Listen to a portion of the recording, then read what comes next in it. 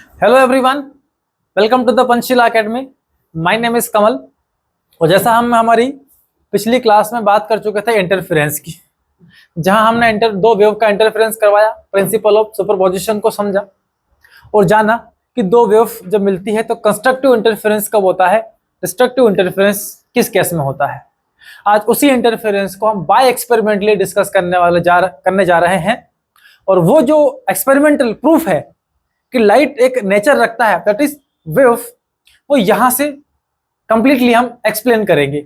तो आज का हमारा जो पूरा टॉपिक है वो लाइट के पूरे वेव नेचर पर बेस्ड एक एक्सपेरिमेंटल लेक्चर रहेगा, जिसको साइंटिस्ट यंग ने डबल स्लिट की हेल्प से एक्सप्लेन किया था, किस तरह से इंटरफेरेंस होने वाला है, दैट इज YDSE।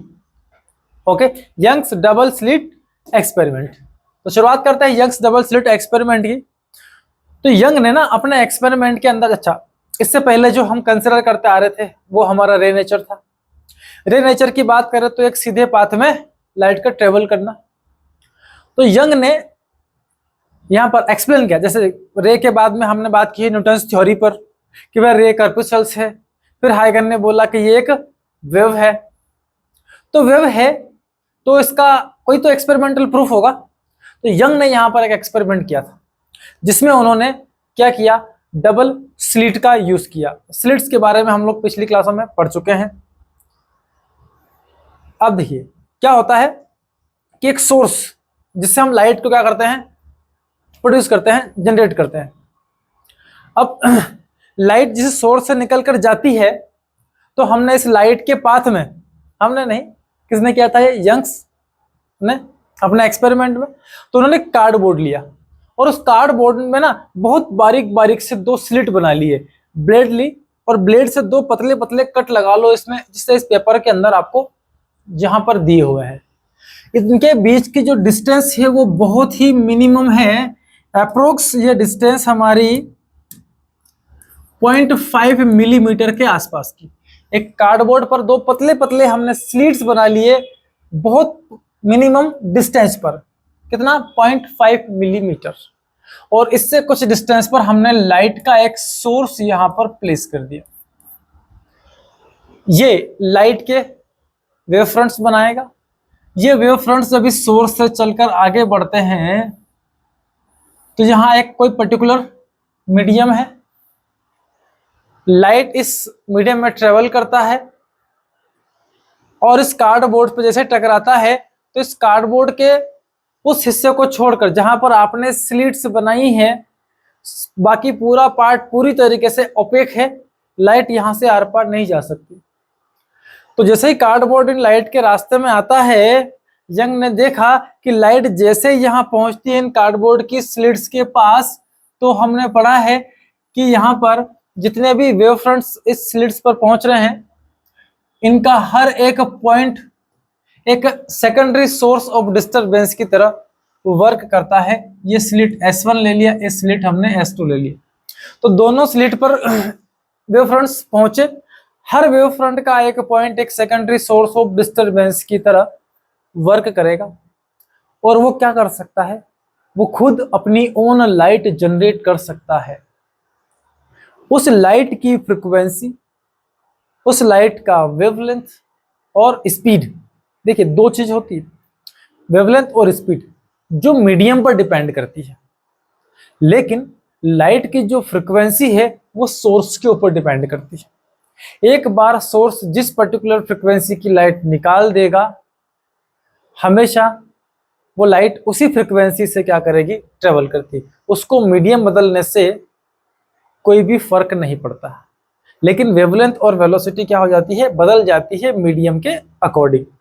तो यहां पर जो हम बात कर रहे हैं कि भैया हम एक सिंगल मीडियम की बात कर रहे हैं और उसमें हमने पढ़ा है कि स्पीड में कोई चेंज नहीं आता है through out a single medium, और ना ही उस वेव की वेवलेंथ में कोई चेंज आता है। ठीक है, अब मीडियम एक है तो लाइट चलकर गया, इन स्लिट S1 और S2 पे टकराया। अब इन दोनों स्लिट पर जो जो वेव फ्रंट्स पहुंच रहे हैं उनके हर एक पॉइंट एक सेकेंडरी सोर्स ऑफ डिस्टरबेंस की तरह वर्क करते हैं, तो वो खुद की लाइट बनाएंगे। अब वो जो लाइट बनी है वहां से उसकी फ्रिक्वेंसी, वेवलेंथ सब कुछ वैसी ही है जैसी आपके प्राइमरी सोर्स से लाइट निकल के आई, क्योंकि ये दोनों ही इसी के पार्ट हैं। इसी को हमने दो अलग पार्ट में स्प्लिट करके क्या करा है, बनाया है। इसीलिए दोनों सोर्स हमारे कोहेरेंट सोर्स कहलाएंगे। कोहेरेंट सोर्स वो सोर्सेस होते हैं जिनसे निकलने वाली लाइट की फ्रीक्वेंसी सेम होती है, एम्पलीट्यूड अप्रोक्स इक्वल हो चल जाएगा, ओके। और वेलोसिटी, वेवलेंथ भी सेम हो जाती है जब आप एक सिंगल मीडियम की बात करते हैं। तो ऐसी ही वेव यहां से जब ये निकालते हैं और सामने लगी स्क्रीन पर जब वो टकराती है तो दो सोर्स हैं, दोनों वेव निकल कर जाएगी।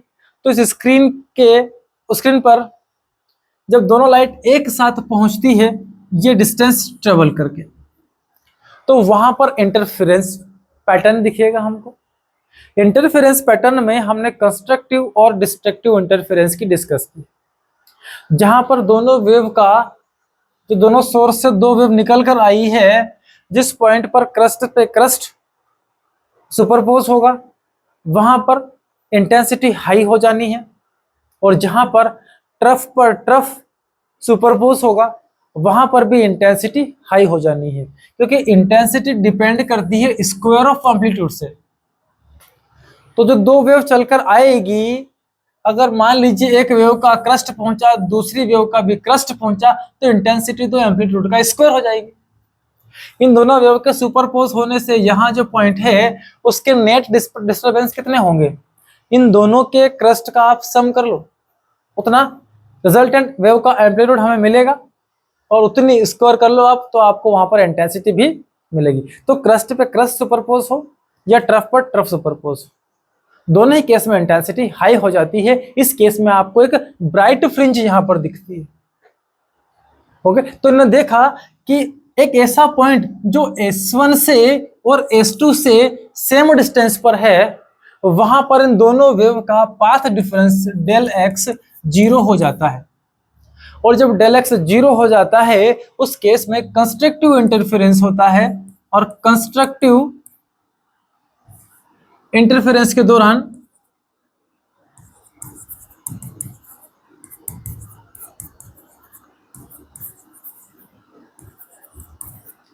लाइट की इंटेंसिटी मैक्सिमम हो जाती है। तो वहां पर हमको एक तेज चमचमाती हुई पट्टी उस स्क्रीन के ऊपर क्या होगी, दिखाई देगी, ओके। इसी को हम बोलेंगे सेंट्रल ब्राइट फ्रिंज। अब उसके दोनों तरफ अल्टरनेट डार्क ब्राइट फ्रिंजेस यहां पर ऑब्जर्व की गई, और यंग ने देखा कि जो सेंटर वाली ब्राइट फ्रिंज मिल रही है वो जितनी तेज चमक रही है, उसके पास अगली एक डार्क बीच में, उसके बाद अगली ब्राइट, उसकी भी इंटेंसिटी सेम है। जितनी थिकनेस इसकी है उतनी थिकनेस इसकी है। तो हर फ्रिंज सेम विड्थ वाली है, सेम इंटेंसिटी वाली है, और अल्टरनेट डार्क ब्राइट ये फ्रिंजेस हमको इस स्क्रीन के ऊपर दिखाई देती है। हर दो ब्राइट के बीच एक डार्क होगा, हर दो डार्क के बीच एक ब्राइट होता है। ऐसे कुछ ऑब्जर्वेशंस यंग ने एक्सप्लेन किए, और यहां से प्रूफ होता है कि लाइट के पास वेव नेचर है। सोचिए, अगर लाइट रे नेचर होती तो जाती और सीधी एक ही पॉइंट पर क्या करती, वो अपनी एक ब्राइट स्ट्रिप बनाती, एक ब्राइट फ्रिंज बनाती। लेकिन उस बीच वाले ब्राइट के पास में भी एक ब्राइट, इसके इधर भी एक ब्राइट बन रही है। मतलब लाइट क्या है, स्ट्रेट डायरेक्शन में, एक केवल स्ट्रेट डायरेक्शन में ट्रेवल नहीं कर रही, वो क्या बना रही है, वो अपने वेव फ्रंट्स बना रही है। देन सामने जब उसका सुपरपोज हो रहा है, उस केस में आपको डार्क एंड ब्राइट फ्रिंज आपकी स्क्रीन पर दिखाई देगी। जैसे हमने सरफेस पर पानी डाल दिया, तो पानी जाकर सीधा दीवार को टक्कर नहीं मारता, वो एक पैटर्न बनाता है, एक वेव फ्रंट बनाता है, और उस डिजाइन से ही क्या करता है, वो आगे बढ़ता है। तो वैसे ही हमारी लाइट ट्रेवल करती है। So this is the one of the most important experiment which explains light has a wave nature. इस एक्सपेरिमेंट की हेल्प से हम बोल सकते हैं कि लाइट के पास एक नेचर है, दैट इज वेव नेचर। अब अपने इस एक्सपेरिमेंट में उन्होंने कुछ ऑब्जर्वेशंस किए जो हमने यहाँ आपके लिए नोट किए हैं। Number 1, there are alternate some dark and bright band called fringes. हमने क्या बोला, ब्राइट, फिर alternate dark bright, dark bright, dark bright, आपको कंटिन्यूसली क्या मिलेगी, कुछ फ्रिंज आपको यहां पर स्क्रीन पर मिलेगी। Okay, at the point which is equi distance from the slits, एक ऐसा पॉइंट जो दोनों स्लिट से सेम डिस्टेंस पर हो, वहां पर एक ब्राइट फ्रिंज बनेगी। The separation between two bright और two dark fringe is same, दो डार्क के बीच जो ब्राइट है और जो दो ब्राइट के बीच में डार्क है, इनका जो सेपरेशन है वो सेपरेशन हमेशा कैसा रहेगा, equal. This separation is called fringe width, जो सेपरेशन है वही क्या कहलाएगा उसका, ये फ्रिंज कितनी थिक है। The intensity of each bright fringe is same, her bright fringe की इंटेंसिटी कैसी है, सेम है।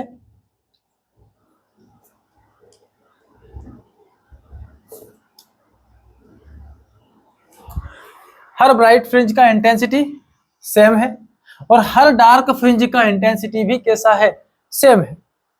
तो ये कुछ ऑब्जर्वेशंस यंग्स ने अपने एक्सपेरिमेंट में किए। अब ये कैसे पैटर्न यहां बन रहे हैं, हम आते हैं उसकी डिस्कशन पर। देखिए, यंग ने अपने एक्सपेरिमेंट में एक प्राइमरी सोर्स कंसीडर किया। ये हमारे पास कोई एक प्राइमरी सोर्स है, इस प्राइमरी सोर्स से लाइट इधर भी जाती है, इधर भी जाती है, इधर भी जाती है, इधर भी जा रही होगी, हर डायरेक्शन में इस पॉइंट सोर्स की क्या जा रही है, लाइट। अब इसके सामने हमने रखा एक कार्डबोर्ड और इस कार्डबोर्ड में हमने दो बहुत छोटे छोटे स्लिट्स बना लिए, एक का नाम दिया हमने S1, दूसरे का नाम दिया हमने S2। अब जो प्राइमरी सोर्स है हमारा, यहां से वेव फ्रंट्स चलते हुए कहां पहुंचेंगे, इन स्लिट्स पर।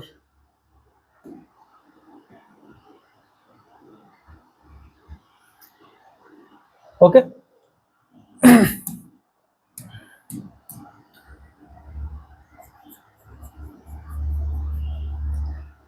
ठीक है, ये हमारी स्लिट्स थी S1 और S2, इनके बीच में मीडियम पूरा ओपेक है। Slit S1, slit S2। यहां से कुछ दूरी पर हम एक स्क्रीन रखते हैं, ये रहा वो स्क्रीन, ठीक है। अब आपके पास दो स्लिट्स है S1 और S2। जैसे ही वेव फ्रंट्स चलकर इन दो पतले पतले, ये मान लो आपके कार्डबोर्ड में हमने पिन से हल्के हल्के दो छोटे छोटे छेद कर लिए, तो दो स्लिट्स बन गई यहाँ। अब जैसे वेव फ्रंट यहाँ पहुंचा है, इस स्लिट का हर पॉइंट एक सेकेंडरी सोर्स की तरह वर्क करेगा, इस स्लिट का हर पॉइंट एक सेकेंडरी सोर्स की तरह वर्क करेगा। स्लिट का नहीं, हम किसकी बात कर रहे हैं, वेव फ्रंट की बात कर रहे हैं। स्लिट्स तो यहां से इस वेव को अंदर जाने का एक पाथ है। तो जैसे ही वेव फ्रंट यहां पहुंचता है, इसके हर एक पॉइंट एक सेकेंडरी सोर्स ऑफ डिस्टरबेंस की तरह वर्क करेंगे, जो खुद की अपनी क्या बनाएंगे, लाइट। यहां जस्ट सामने हमने सेंटर पर एक पॉइंट P कंसीडर कर लिया, तो एक वेव चलकर जाएगी यहां पर, एक वेव चलकर जाती है यहां से। अब जा कैसे रही है, तो इसने अपने वेव फ्रंट्स बना लिए हैं ऐसे, और ये सारे वेव फ्रंट्स इस मीडियम में आगे ट्रेवल कर रहे हैं। ये खुद एक सोर्स है और इसने अपने ये क्या बनाए, वेव फ्रंट्स। ऐसे ही हमारे सोर्स 2 ने क्या किए, अपने वेव फ्रंट्स बनाए, और ये भी कहाँ है, इस मीडियम के अंदर ट्रेवल कर रहे हैं। अब देखो, एक वेव यहां से निकला, एक वेव यहां से निकला। अगर लाइट रे होता तो यंग का कहना है यहां से लाइट निकलता और सीधे हिट करता, बात खत्म हो जाती। लेकिन यहां पर होगा क्या, तो यंग ने एक्सप्लेन किया कि दोनों वेव जब चलकर जा रही है, तो S1 से एक वेव चलकर गया P पर, S2 से एक वेव चलकर गया कहां पर, P पर। अब जो यहां पर पाथ है S1P इक्वल टू S2P है, जितना S1 से रे चलकर P पर पहुंचेगी, उतना ही डिस्टेंस ट्रेवल करके S2 से रे P पर पहुंचती है। दोनों पाथ एक दूसरे के इक्वल है, और अगर हम पाथ का डिफरेंस फाइंड करें S2P माइनस S1P, तो ये पूरी तरीके से 0 हो जाता है। जैसे ही यहां पर पाथ डिफरेंस 0 हुआ, याद करो कुछ पुरानी कहानियां जो इंटरफेरेंस में हमने डिस्कस की थी। जब path difference del x is equal to 0 हो जाता है, उस कंडीशन में हमको कंस्ट्रक्टिव इंटरफेरेंस मिलता है। आते हैं पिछली क्लास पर हम और बात करते हैं कंस्ट्रक्टिव इंटरफेरेंस की।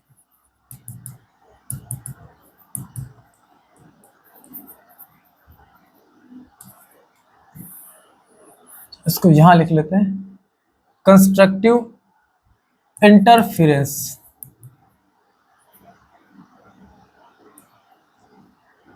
कंस्ट्रक्टिव इंटरफेरेंस के लिए इंटेंसिटी हमारी मैक्सिमम होना चाहिए, और मैक्सिमम इंटेंसिटी के लिए आपको cos फाई की वैल्यू 1 रखनी पड़ती है, +1, क्योंकि इंटेंसिटी का फॉर्मूला जो हमने पढ़ा है I is equal to I1 plus I2 plus 2 I1 I2 into cos phi, ये हमने पढ़ा है। तो cos फाई की वैल्यू मैक्सिमम होगी तो इंटेंसिटी भी क्या होगी हमारी, मैक्सिमम। और ये सिर्फ और सिर्फ हो सकता है किस केस में, जब हमारा ये फेज 0 हो, 2 पाई हो, 4 पाई हो, 6 पाई हो एंड सो ऑन 2n पाई हो। cos 0 की वैल्यू यहाँ पर फाई की वैल्यू 0 रखो, cos 0 इक्वल टू 1, 2 पाई रखो 1, 4 पाई रखो 1, तो cos फाई हमेशा 1 बना रहेगा इन फेज पर। पाथ डिफरेंस की बात करें तो del x equal to lambda by 2 pi into del phi. तो path difference del x equal to, यहां पर आप फेज डिफरेंस पहला 0 रख दीजिए, फेज डिफरेंस 0 रखा तो पाथ डिफरेंस 0 हो गया, ठीक है। 2 पाई रखा तो ये कैंसिल हो गया, इससे लेमडा मिल गया। 4 पाई रखा तो 2 टाइम कैंसिल हो गया, 2 लेमडा हो गया एंड सो ऑन, चलते जाओ आप। एट द एंड कहां जाएंगे हम, 0, 1 लेमडा, 2 लेमडा, अगला 3, 4, 5, जब चल के जाओगे तो n लेमडा पर पहुंच जाओगे। मतलब जब जब हम 0, 1 पाई, 2 पाई, 3 पाई, 4 पाई, 5 पाई का पाथ डिफरेंस कैलकुलेट करेंगे इन दोनों वेव के बीच, उस केस में कंस्ट्रक्टिव इंटरफेरेंस मिलेगा और आपको तेज चमचमाती हुई स्ट्रिप, एक फ्रिंज दिखाई देगी। तो पहली फ्रिंज देखो आप, जब पाथ डिफरेंस 0 हो गया तो यहां पर मुझे एक बड़ी चमकदार ब्राइट फ्रिंज मिलती है, ब्राइट, इसी को हम बोलते हैं central bright fringe.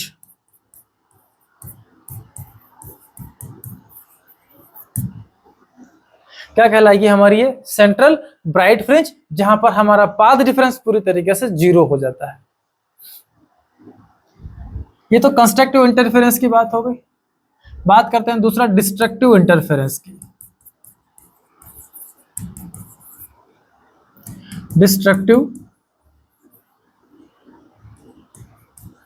Interference, destructive interference में इंटेंसिटी हमको मिनिमम चाहिए, नियरली 0। इसके लिए cos फाई की वैल्यू आपको -1 करनी पड़ेगी, सबसे छोटी वैल्यू जहां मिलेगी इंटेंसिटी वहीं पर आपको मिनिमम मिलेगी। और इसके लिए फाई की वैल्यू हमें 1 pi, 3 pi, 5 pi and so on 2n-1 into pi, pi का ओड मल्टीपल लेना होगा। 180 पर वैल्यू इसकी कितनी होगी, -1। ऐसे 3 पाई, 4, 5 पाई, 7 पाई पर हर एक में वैल्यू कितनी होगी, -1। इसका path difference lambda upon 2 pi into del phi, रखो पाथ डिफरेंस, पाई से पाई कैंसिल, शुरुआत में मिला फर्स्ट लेमडा बाय 2, 3 पाई रखा, पाई से पाई कैंसिल तो 3 लेमडा बाय 2, अगला 5 लेमडा बाय 2। बारी बारी से आप ये सारी वैल्यू यहाँ पर रखते जाओ, आपको पाथ डिफरेंस मिलेगा। ऐसे बढ़ते बढ़ते हम कहाँ तक गए, हमने देखा कि 1 है पहला, दूसरा 3 है, 5 है, 7 है, 9 है, चलते जाएगा। तो यहाँ पर जो पाथ डिफरेंस मिला हमको, वो मिला लेमडा बाय 2 का ओड मल्टीपल। तो जब जब पाथ डिफरेंस लेमडा बाय 2 का ओड मल्टीपल आपको मिल जाता है, उस केस में हमको डिस्ट्रक्टिव इंटरफेरेंस मिलेगा और इंटेंसिटी पूरी तरीके से लो हो जाएगी, 0 हो जाएगी। अगर सेम एम्पलीट्यूड की वाली वेव होगी तो इंटेंसिटी भी कितनी हो जाएगी, उनकी 0 मिल जाएगी। देखिए यहां पर पहली डार्क फ्रिंज कहां मिलेगी, लेमडा बाय 2 के पाथ डिफरेंस पर। दूसरी डार्क, पहली डार्क हमको यहां मिली, दूसरी डार्क हमको यहां मिली, तीसरी डार्क हमको यहाँ मिली, चलती जाएगी। ऐसे ब्राइट फ्रिंज की बात करें तो ये है हमारी सेंट्रल ब्राइट, इसके बाद ये फर्स्ट ब्राइट, सेकंड ब्राइट, चलती जाएगी। तो जो सेंट्रल ब्राइट फ्रिंज यहाँ पर मिल रही है, यंग ने देखा कि इसके दोनों तरफ alternate dark and bright fringes हमें मिल रही है। सेंट्रल ब्राइट के बाद इस पॉइंट पर हमने देखा कि पाथ डिफरेंस यहाँ पर आ रहा है λ/2। कैसे? तो एक वेव हमारी यहां से चलकर गई, दूसरी वेव यहां से चलकर गई। इस समय इनका पाथ डिफरेंस 0 नहीं है। कितना आया वो? λ/2। और जब जब λ/2 का पाथ डिफरेंस आएगा, यहाँ पर आपको एक डार्क फ्रिंज मिलेगी। डार्क मतलब 0 इंटेंसिटी वाली फ्रिंज। इसके ऊपर हमने देखा यहाँ इस पॉइंट पर, तो यहां से एक वेव चलकर पहुंची यहां से एक वेव चलकर पहुंची यहां पर। इस समय इनका पाथ डिफरेंस हमको मिलता है लैम्डा, और लैम्डा पाथ डिफरेंस मिलने पर यहां जो हमारी फ्रिंज मिलती है वो फिर से एक ब्राइट फ्रिंज यहां मिल जाती है। ये कहलाती है हमारी first bright fringe. Same condition नीचे की तरफ होगी। यहां से एक वेव यहां पहुंचती है, एक वेव यहां पहुंचती है, यहां फर्स्ट डार्क मिला, एक वेव यहां पहुंची, अगली वेव यहां से यहां पहुंची, यहां फिर से हमको पाथ डिफरेंस लैम्डा मिला, एक ब्राइट फ्रिंज यहां मिली। तो सेंट्रल ब्राइट के ऊपर एक ब्राइट, नीचे एक ब्राइट, फर्स्ट ब्राइट।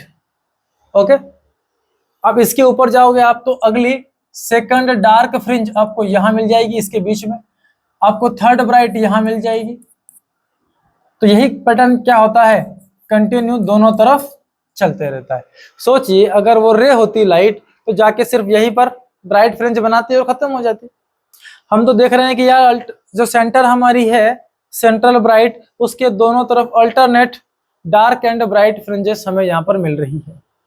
ओके, तो यंग ने अपने इस एक्सपेरिमेंट से प्रूव कर दिया कि इन पॉइंट्स पर ब्राइट फ्रिंज बनेगी और बीच में जो खाली स्पेस दिख रही है आपको वहां पर डार्क फ्रिंज बनेगी, क्योंकि हर वेव जो ट्रेवल करके स्क्रीन पर जा रही है उन दोनों वेव के पाथ में कुछ डिफरेंस आएगा। जब जब डिफरेंस λ/2, 3 λ/2, 5 λ/2 आएगा, डिस्ट्रक्टिव इंटरफेरेंस मिलेगा। और जब जब पाथ डिफरेंस 0, λ, 2 λ, 3 λ, 4 λ आएगा, कंस्ट्रक्टिव इंटरफेरेंस होगा और ब्राइट फ्रिंज आपको मिलती है। अब इस पूरे एक्सपेरिमेंट की हेल्प से हमें पता करना है कि पहला ब्राइट कहाँ मिलेगा, पोजीशन ऑफ ब्राइट फ्रिंज हम फाइंड करेंगे।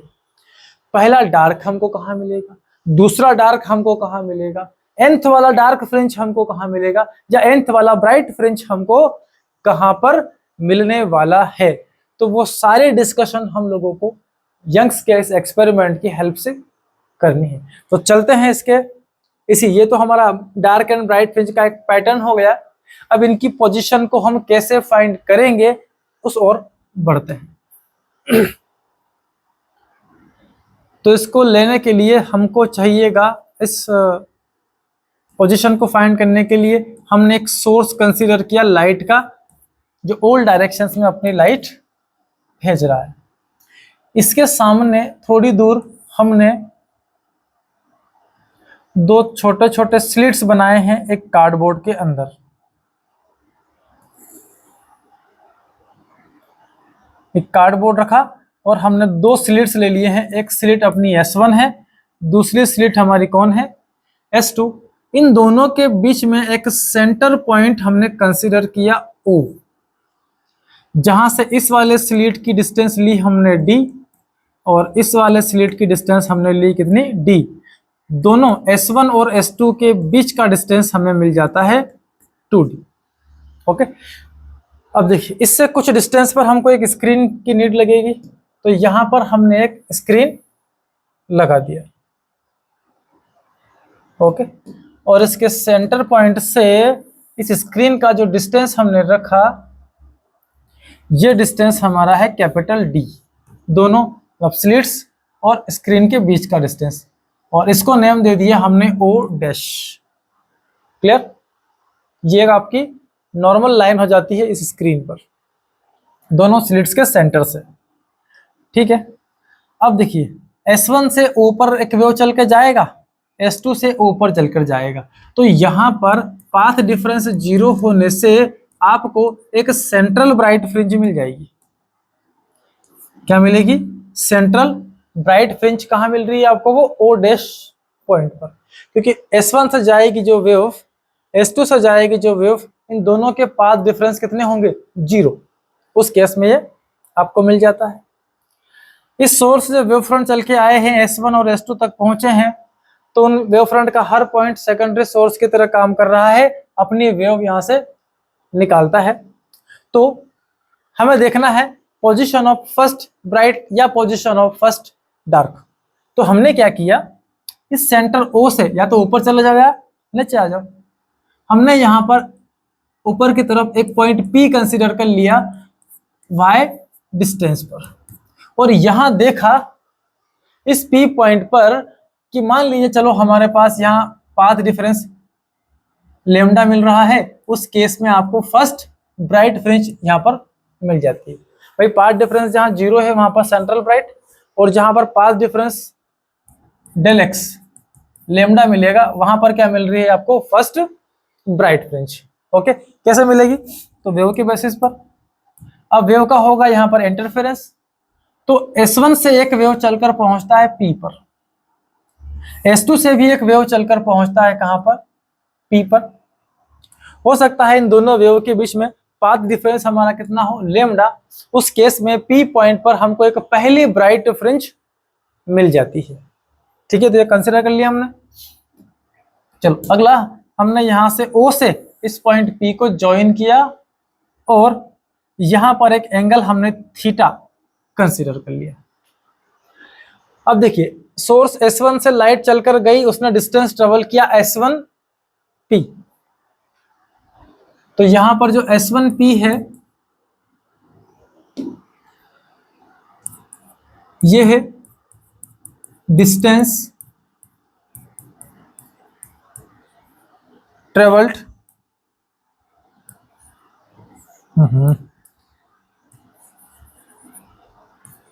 Bye light from S1 to point P, और जो S2P है ये same distance travelled from source S2 to point P, S2 to P। Okay, एक चलकर जा रहा है S1P, दूसरा चलकर जा रहा है S2P। तो इन दोनों में एक पाथ का डिफरेंस है। यहां से हमने एक नॉर्मल डाला इस पर, ये हमारा है S1A, एक नॉर्मल डाल दिया हमने। तो S1 से P और A से P सेम डिस्टेंस है, तो ये तो इक्वल हो गए। अब बचा ये पार्ट, कैसे मिला हमको? तो हमने S2P से माइनस कर लिया S1P को, इज इक्वल टू S2A, और यही आपका क्या है? Path difference. S2P minus S1P किया तो मुझे एक पाथ डिफरेंस मिला S2A। इन दोनों वेव के बीच में पाथ डिफरेंस कितना मिला? S2A। ओके, चलिए अब ये एंगल थीटा है, तो ये एंगल हमारी क्या होगी? थीटा होगी। कैसे? तो देखो, हम जिस फोटो की डायग्राम की बात कर रहे हैं ये काफी जूम पिक्चर है। अब जो स्लिट्स आपकी है ना, कितनी है? 0.5 मिलीमीटर के आसपास, बहुत नियर, दोनों सोर्स बहुत नियर है। अब स्क्रीन इससे काफी दूर है, तो S1 से जो वेव चलकर जाएगी आपके पॉइंट P पर, और जो S2 से चलकर जाएगी आपके पॉइंट P पर, ये दोनों वेव लगभग एक दूसरे के क्या हो जाएगी? पैरेलल, एप्रोक्स पैरेलल हो जाएगी दोनों, S1P और S2P। साथ में जो O से लेके P तक आपने एक लाइन ज्वाइन की है, ये भी कैसी है? पैरेलल। तो जो OP लाइन है अपने ओरिजिन के साथ एंगल कितना बना रही है? थीटा। तो जो बची दो पैरेलल रेज है ये भी क्या करेगी? थीटा एंगल बनाएगी। तो S1P या S2P रे की अगर मैं बात करूं तो ये भी अपने ओरिजिन से एंगल कितना बनाती है? थीटा। तो S2P ने भी कितना बनाया? Angle theta.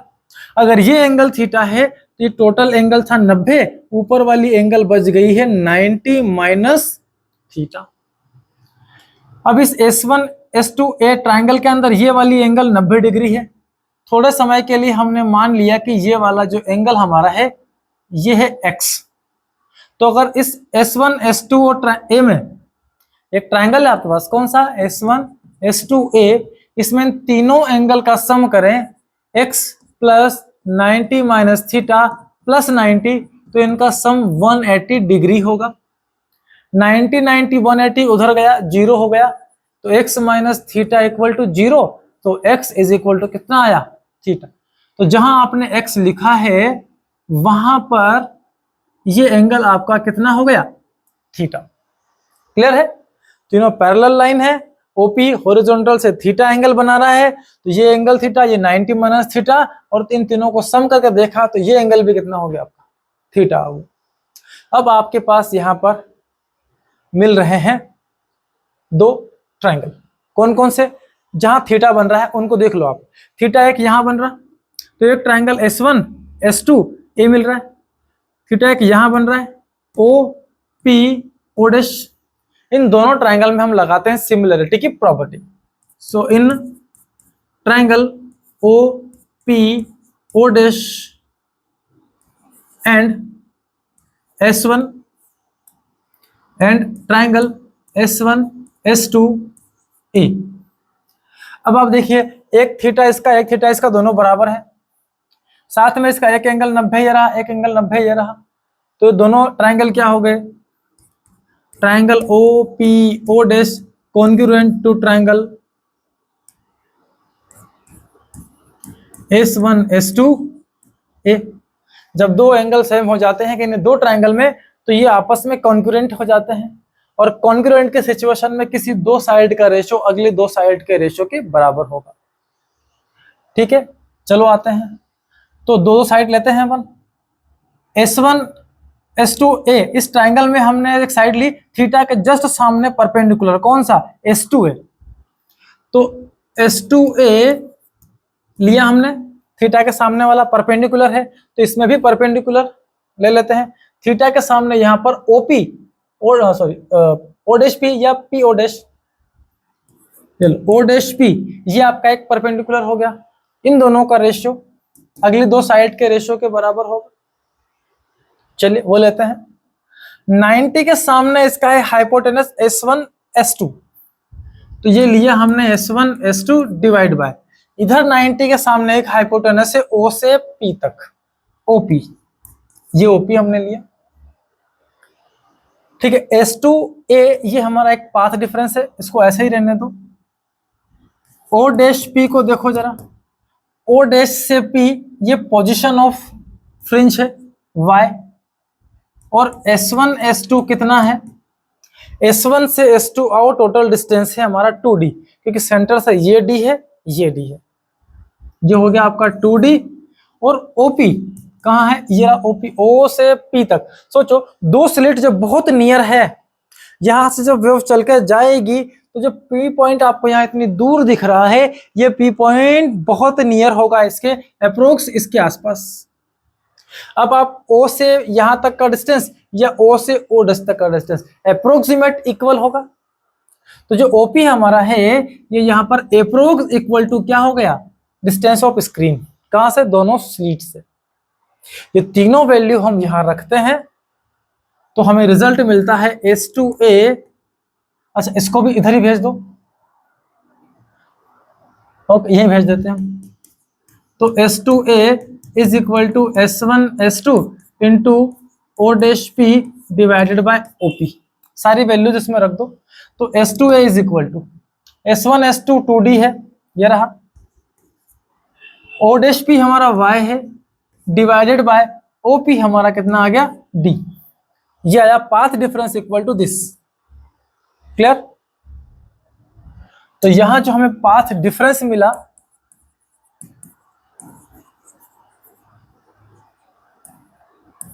S2A is equal to 2D into Y divided by capital D, ये पाथ डिफरेंस हमको यहां से मिल जाता है।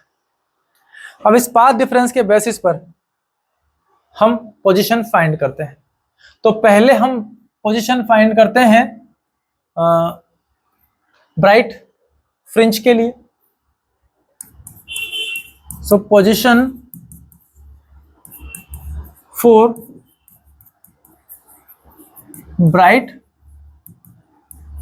फ्रिंज, पहली ब्राइट फ्रिंज कहां मिलेगी? तो path difference del x equal to 0 पर मिलती है मुझे सेंट्रल ब्राइट, लेमडा पर मुझे मिलेगी 1 फर्स्ट ब्राइट, 2 लेमडा पर मिलेगी सेकंड ब्राइट, 3 लेमडा पर मिलेगी थर्ड ब्राइट। ओके, 3 लेमडा पर थर्ड ब्राइट इस तरह से मिलेगी, और n लेमडा पर मुझे मिलेगी nth ब्राइट फ्रिंज। तो ये पाथ डिफरेंस रखते जाओ, आपको first, second, third, fourth bright fringe मिल जाएगी। तो पहली ब्राइट फ्रिंज के लिए हम बात करते हैं। यहाँ पाथ डिफरेंस S2A, इसकी जगह रखा मैंने फर्स्ट ब्राइट के लिए लेमडा। ओके, क्योंकि 0 रखूंगा वहां तो सेंट्रल ब्राइट मिलेगी हमें। तो first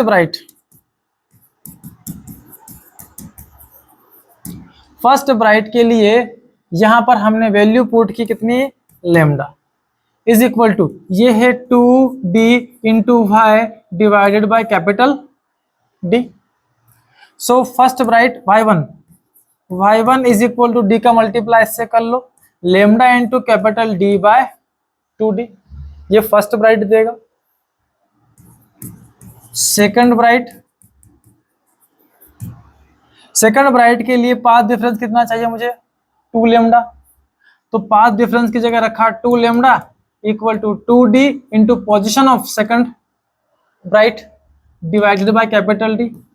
so y2 is equal to, ये d इधर गया, तो 2 into lambda into d by 2d, ये सेकंड ब्राइट मिला हमें।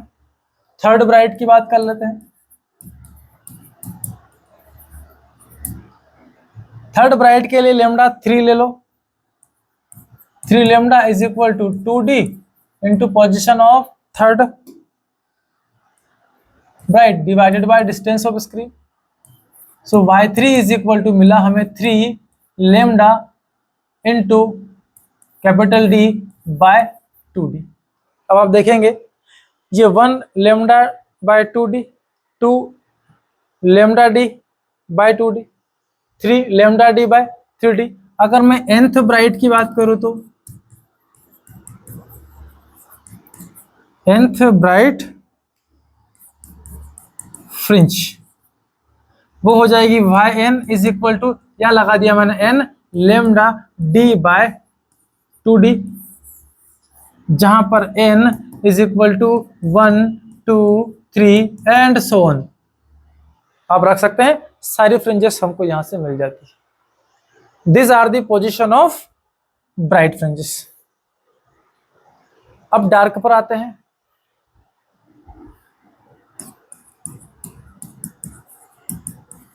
पोजीशन ऑफ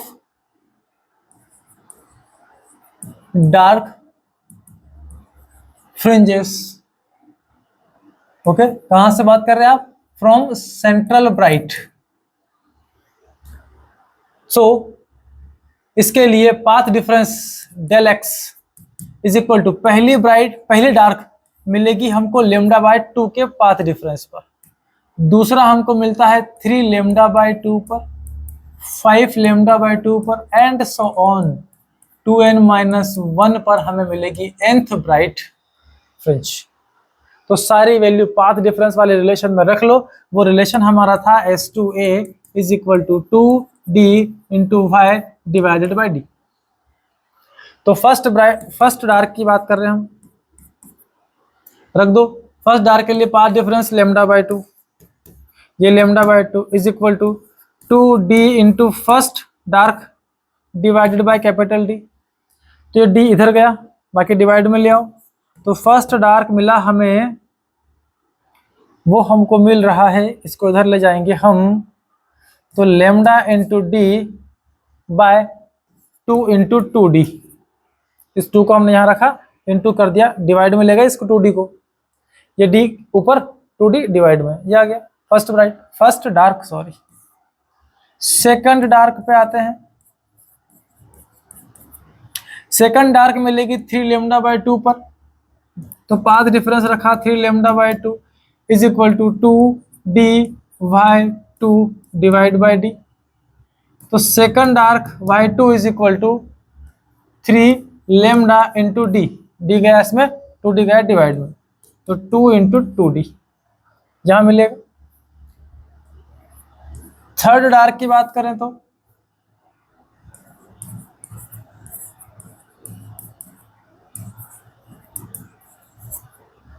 पाथ डिफरेंस रख देते हैं हम 5 लेमडा बाई 2, तो ये 5 lambda by 2 is equal to 2d into y by capital D. So y is equal to 5 lambda D upon 2 into 2d। ये हमारी हो गई कौन सी, थर्ड डार्क फ्रिंज का position. For nth dark fringe, nth dark fringe की बात करें तो ये वाई एन हो गया इज इक्वल टू, अब यहां पर देखिए ये 1 टाइम पूरा quantity lambda D by 2 into 2d, ये 3 टाइम, यहाँ पर 5 टाइम, तो यहाँ पर हो जाएगा 2n minus 1 into lambda D by 2 into 2d। ये nth डार्क फ्रिंज का पोजीशन आपको यहाँ से मिल जाना है। क्लियर? चलिए, तो डार्क और ब्राइट फ्रिंज की पोजीशन हमने फाइंड कर ली। अब हम आते हैं इनकी विड्थ पर, भाई कितनी थिक बनेगी ये। Width of bright and dark fringes, इसको हम शो करेंगे बीटा से, चाहे वो ब्राइट हो चाहे वो डार्क हो, दोनों को हम बीटा से ही शो करने वाले हैं। तो बात करते हैं हम पहले width of first bright fringe. First bright fringe का विड्थ कितना होगा? तो फर्स्ट ब्राइट कहां मिलेगी? दो डार्क के बीच। यहां पर हमको मिल रही है सेंट्रल ब्राइट, फिर हमको मिलेगी फर्स्ट ब्राइट, फिर हमको मिलेगी यहां पर सेकंड ब्राइट, फिर हमको अगली यहां मिलेगी थर्ड ब्राइट। अब देखिए फर्स्ट ब्राइट यहां, सेकंड ब्राइट यहां, तो सेंटर से हमने इसको कैलकुलेट किया इतना और फिर यहां से कैलकुलेट किया इसको इतना। अच्छा, दो ब्राइट के बीच में एक डार्क मिलेगी, तो आपको दो डार्क के बीच एक ब्राइट ढूंढनी पड़ेगी। तो ब्राइट तो डार्क की डिस्टेंस लो, सेंटर से हमको पहला डार्क यहां मिला, सेंटर से हमको दूसरा डार्क यहां मिला। अब देखो ये सेकंड डार्क का डिस्टेंस है और ये आपका फर्स्ट डार्क का डिस्टेंस है। सेकंड डार्क के डिस्टेंस में से जो फर्स्ट डार्क का डिस्टेंस है, पोजीशन है, वो अगर आप माइनस कर लें तो जो डिस्टेंस बचेगा बीच का, उतनी थिक आपको फर्स्ट ब्राइट या कोई सी भी एक ब्राइट फ्रिंज मिल जाएगी। ओके, एक ब्राइट फ्रिंज की विड्थ आपको मिलेगी दो डार्क के बीच। तो हम दो डार्क की पोजीशन लेते हैं और उनको माइनस कर लेते हैं। तो हमने पहली डार्क ले ली nth पर, तो nth वाले डार्क फ्रिंज जो हमारी है वो 2n minus 1 into lambda D upon 2 into कितनी है 2d। यहां पर मिलेगी हमको पहली nth वाली डार्क फ्रिंज। दूसरा हम लेते हैं यहां से, इसके बाद वाली ले लो एक n+1 वाली, जस्ट अगली वाली, ये पहली मान ली n वाली, इसके आगे वाली कौन सी n+1, तो ये आपकी आ गई n+1 वाली डार्क फ्रिंज की पोजीशन। अब जहां जहां n दिख रहा है वहां n+1 कर लो आप इस रिलेशन में।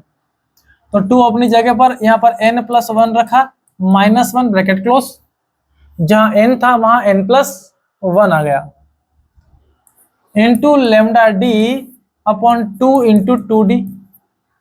इसको सॉल्व कर लो तो भाई n+1 वाली फ्रिंज का जो पोजीशन मिला, 2 अंदर गया, ये हो गया 2n + 2 और +2 में से एक को माइनस करेंगे तो प्लस का 1 बच जाएगा, into lambda D upon 2 into 2d। Clear? अब विड्थ ऑफ ब्राइट,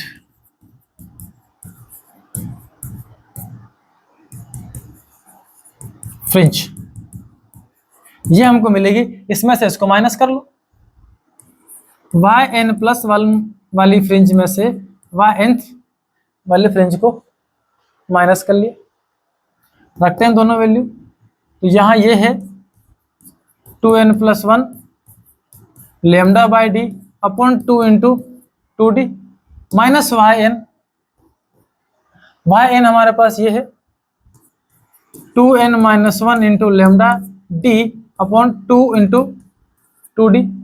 माइनस करते हैं तो जो कॉमन आ रहा है ले लो, lambda D by 2 into 2d बाहर, ब्रैकेट में बचा हमारे पास 2n+1, ये माइनस अंदर जाएगा तो माइनस का 2n+1 ये हो जाएगा।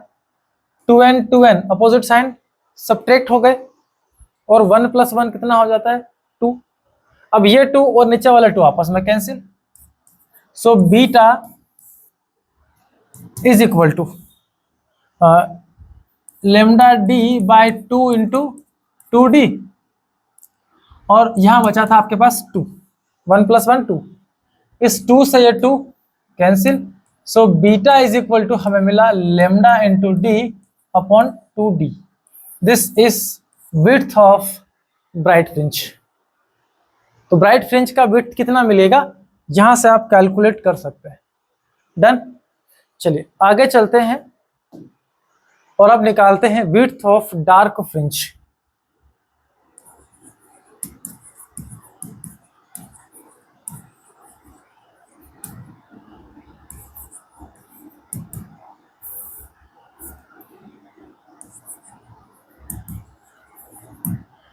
अब विड्थ ऑफ डार्क फ्रिंज दो ब्राइट के बीच में मिलेगी अपने को, तो हमने n वाली ब्राइट फ्रिंज ली, वो हो गई हमारी n lambda into D upon 2d, और n+1 वाली डार्क ले तो ब्राइट ले तो वो हो जाएगी n की जगह n+1 into lambda D upon 2d। Clear है यहां तक सभी को? चलिए अब आपको इन दोनों के बीच की डिस्टेंस निकालनी है, पोजीशन जो मिलेगा इन दोनों के बीच का वही डार्क फ्रिंज की क्या हो जाएगी हमारी विड्थ। इसको भी हम किससे शो कर रहे हैं बीटा से, तो yn+1 माइनस yn कर ले माइनस, रख दो n+1 lambda D by D divided by 2d minus n lambda D upon 2d। Common ले, lambda D by 2d common, बचा n+1 यहां से और यहां माइनस का n बचा, n से n कैंसिल, बचा 1, कोई मतलब नहीं है। तो बीटा इक्वल टू हमें मिला यहां पर lambda into D upon 2d। और देखो जरा जितनी विड्थ आपको ब्राइट की मिल रही उतनी ही विड्थ हमको डार्क की मिली है। So width of dark fringe equal to width of bright fringe, और दोनों ही हमारी होगी लेमडा डी अपॉन 2d। इनके थिकनेस में कोई भी डिफरेंस नहीं आता है, दोनों के दोनों एक जैसी थिकनेस वाले, ब्राइट जितनी थिक है उतनी ही डार्क भी मिलेगी हमको। ओके, थिकनेस हमेशा यहाँ पर दोनों की कैसे रहती है, सेम रहती है। ओके, अच्छा इसके अलावा इसके इंटेंसिटी कर्व बना लेते हैं हम लोग। तो इसका इंटेंसिटी कर्व कैसा होगा,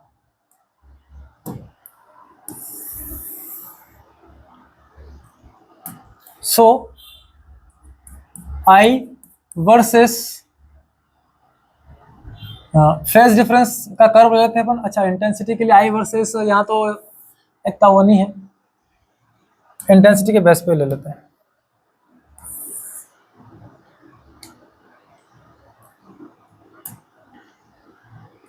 यहां पर है 0 फेज डिफरेंस, अब यहां पर हमने लिया फेज डिफरेंस लेमडा, यहां पर लिया 2 लेमडा।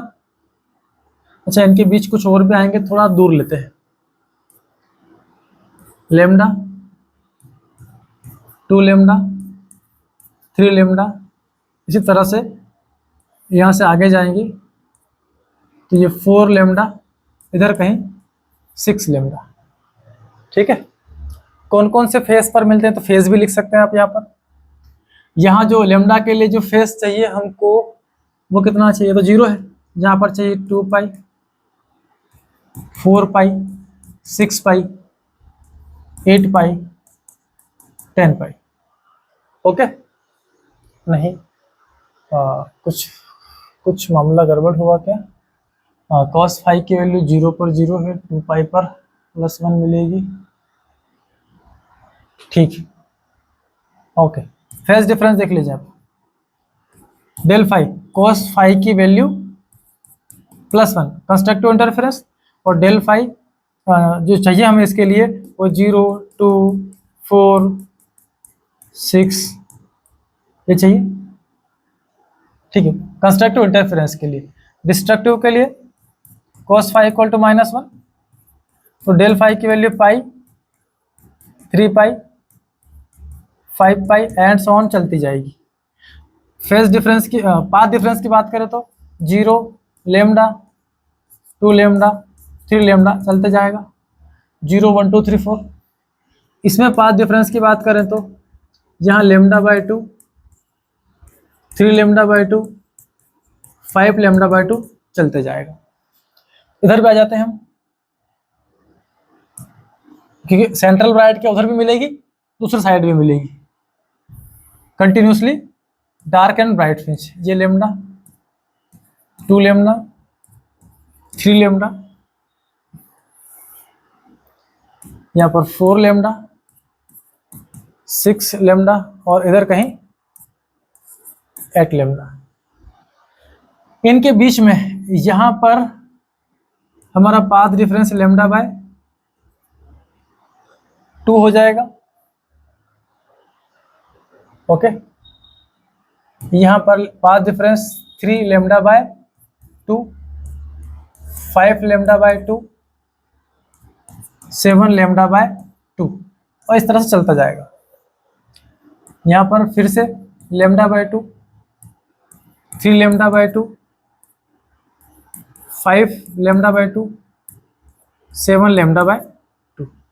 ठीक है, चलिए अब इंटेंसिटी की बात करते हैं। तो सेंटर पर तो इंटेंसिटी मैक्सिमम मिलती है, ये रही, ये इंटेंसिटी इधर मिल रही है हमको।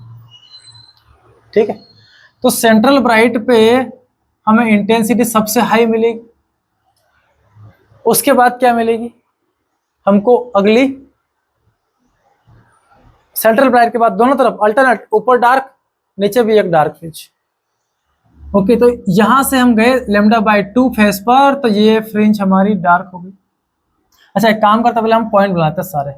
0 पर हाई इंटेंसिटी, लेमडा पर भी इंटेंसिटी हाई सेम रहेगी जो सेंट्रल ब्राइट की है, 2 लेमडा पर भी इंटेंसिटी हाई, 3 लेमडा पर भी इंटेंसिटी हाई, ऐसे ही 4 लेमडा और 6 लेमडा पर भी इंटेंसिटी हमेशा हाई। इधर आ जाओ, लेमडा पर इंटेंसिटी हाई, 2 लेमडा पर इंटेंसिटी हाई, 3 लेमडा पर इंटेंसिटी हाई, ऐसे ही 4, 6 और 8 पर भी इंटेंसिटी आपको हाई मिलेगी। बाकी सभी पॉइंट पर ये λ/2 पर 0 इंटेंसिटी, यहाँ 0, यहाँ 0, यहाँ 0, और इनके बीच में भी आपको 0 इंटेंसिटी मिलेगी। सेम हियर, यहाँ 0 इंटेंसिटी, यहाँ 0, यहाँ 0, यहाँ 0, यहाँ 0।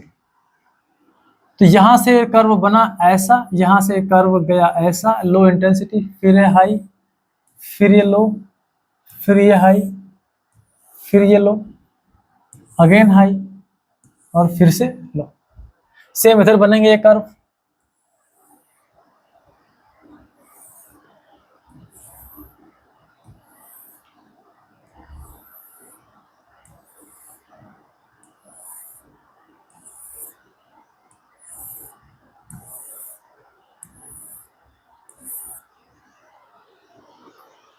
ठीक है, तो यहां पर आपको हर जगह ये इंटेंसिटी हाई मिलेगी। जहां जहां phase difference lambda, sorry path difference λ/2 lambda, 3 lambda, 4 lambda मिल रहा है, वहाँ इंटेंसिटी हाई, और जहां पर आपके λ/2, 3 λ/2 है, वहां पर इंटेंसिटी लो हो जाती है। तो इस तरह से हमको एक इसका ग्राफ यहाँ मिलता है।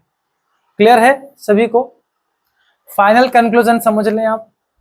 Width bright and dark same, lambda D by 2d same रहेगा for dark and bright fringe के लिए। ठीक है, position of nth dark fringe, nth dark fringe का जो पोजीशन है वो 2n-1 into lambda D upon 2 into 2d है, और nth position for nth bright fringe का जो है वो n into lambda D upon 2d। ये पोजीशन आपको यहां से मिलती है। ये था आज का पूरा लेक्चर हमारा। ओके, अब यहाँ पर बात चल रही है इंटरफेरेंस की। तो इंटरफेरेंस कैसे करवाना है, उसकी कुछ स्पेशल कंडीशंस आपको अप्लाई करनी पड़ेगी।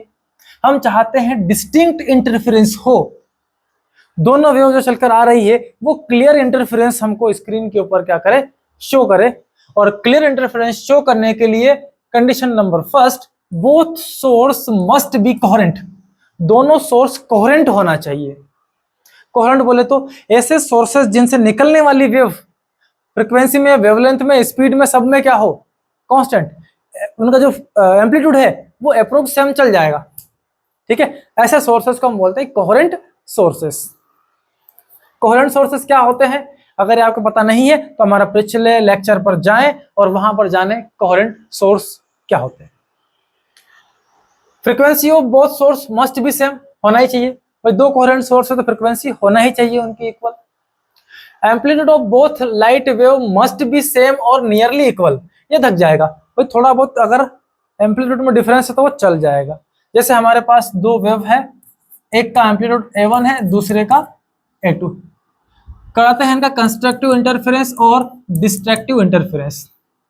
अगर एक वेव का एम्पलीट्यूड आपने 110 लिया है और दूसरी का हम 100 और 10 ले लेते हैं, इसका एम्पलीट्यूड 100 और इसका कितना 10, कंस्ट्रक्टिव इंटरफेरेंस होने के दौरान ये दोनों जुड़ जाएंगे और वहां पर इंटरफेरेंस होगा 110, तो इंटेंसिटी इसके अकॉर्डिंग मिलेगी। किसमें, कंस्ट्रक्टिव इंटरफेरेंस में। डिस्ट्रक्टिव पे क्या होगा, 100 - 10, इंटेंसिटी मिली 90, जो लगभग ऐसे थोड़ी ही कम है, तो एक चमचमाती पट्टी हुई थोड़ी तो दिखेगी, ये थोड़ी तेज दिख रही है लेकिन थोड़ी ये हल्की डार्क दिखेगी अपने को। अब देखिए अगला, अगर हम ये लें, इसको हमने कर लिया अप्रोक्स 200, इसको ले लिया हमने 199, तो इन दोनों का जब कंस्ट्रक्टिव इंटरफेरेंस होगा, इस केस में यहाँ पर आपको न्यू वेव 399 की एम्पलीट्यूड वाली मिलेगी। इंटेंसिटी मैक्सिमम हो गई 399, बढ़ गई है, काफी हाई हो गई है। डिस्ट्रक्टिव इंटरफेरेंस पे देखो आप, 200 - 199, ये 1 रह गया, हल्की सी लाइट दिखी हमको, इसकी कंपैरिजन में ये लाइट कितनी हाई है, यहाँ पर जो वेव मिलेगी हमको उसकी इंटेंसिटी बहुत मैक्सिमम होगी। और सोल्व करें इसको 100 लेकर अगर इसको भी 100 कर लें तो कंस्ट्रक्टिव पर इंटेंसिटी 200 के अकॉर्डिंग, और डिस्ट्रक्टिव पर पूरी तरीके से क्या होगी, 0, मतलब कंप्लीटली डार्क फ्रिंज आपको मिलेगी जहां पर दोनों वेव का एम्पलीट्यूड अगर सेम हो जाए तो।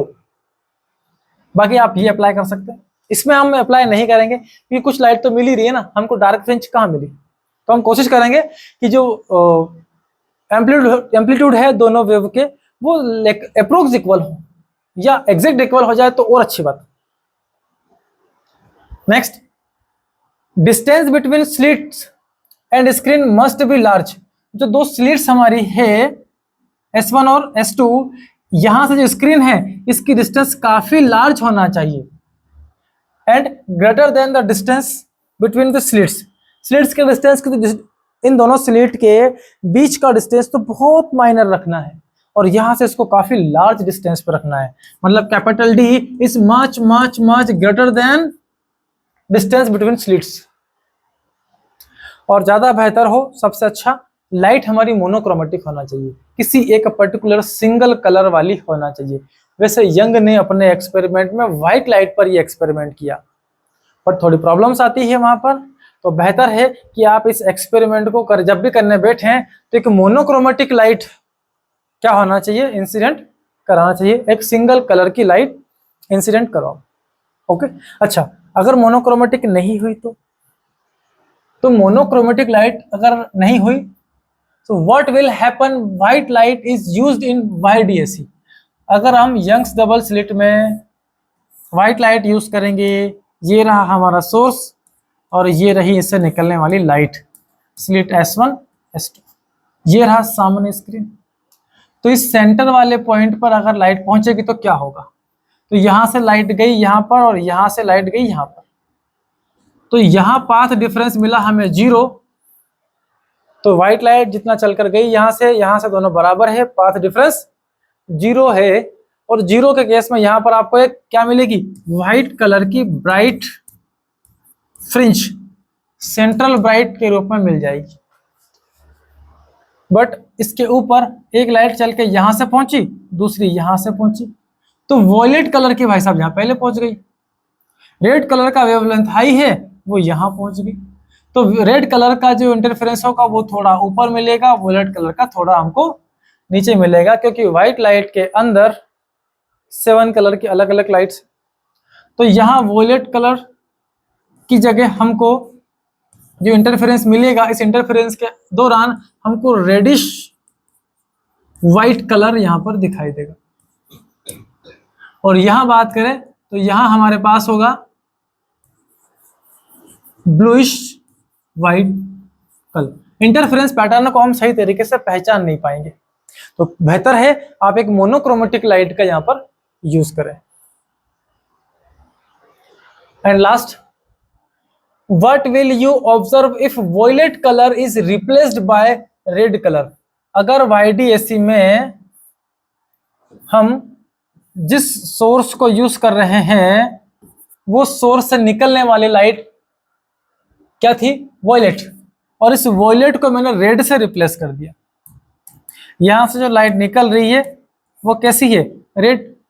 तो वॉयलेट को मैंने रिप्लेस करके क्या लाया, रेड। तो वॉयलेट का अपना वेवलेंथ है, रेड का अपना वेवलेंथ है, और सबको मालूम है आपको wavelength of red colour is larger than wavelength of violet colour. तो यहां जब सोर्स से निकलकर वेव पहुंचेगी रेड कलर के लिए, तो इसकी विड्थ पर क्या फर्क पड़ा, बीटा इज इक्वल टू हमने पढ़ा है लेमडा इनटू d/2d। तो जिसका वेवलेंथ हाई होगा उसके लिए बीटा भी कैसा होगा, हाई होगा। वेवलेंथ अगर बढ़ता है किसी का तो उसके लिए विड्थ ऑफ फ्रिंज भी क्या हो जाएगी, बढ़ जाएगी। थोड़ी थिक आपको ब्राइट एंड डार्क फ्रिंजेस यहाँ स्क्रीन पर मिलने वाली है। क्लियर है। चलिए, तो आज का लेक्चर करते हैं हम यहीं पर एंड। आज का लेक्चर आपको अच्छा लगा हो तो हमारे कमेंट में लाइक शेयर, हमारे कमेंट बॉक्स में कमेंट जरूर कीजिएगा। चैनल को ज्यादा से ज्यादा आप लाइक शेयर और सब्सक्राइब कीजिएगा। मिलते हैं आपसे नए लेक्चर में जहां पर बहुत ही मजेदार टॉपिक पर हम डिस्कस करने वाले हैं और वो है डिफ्रैक्शन। ओके बच्चों, गुड लक, पढ़ते हैं।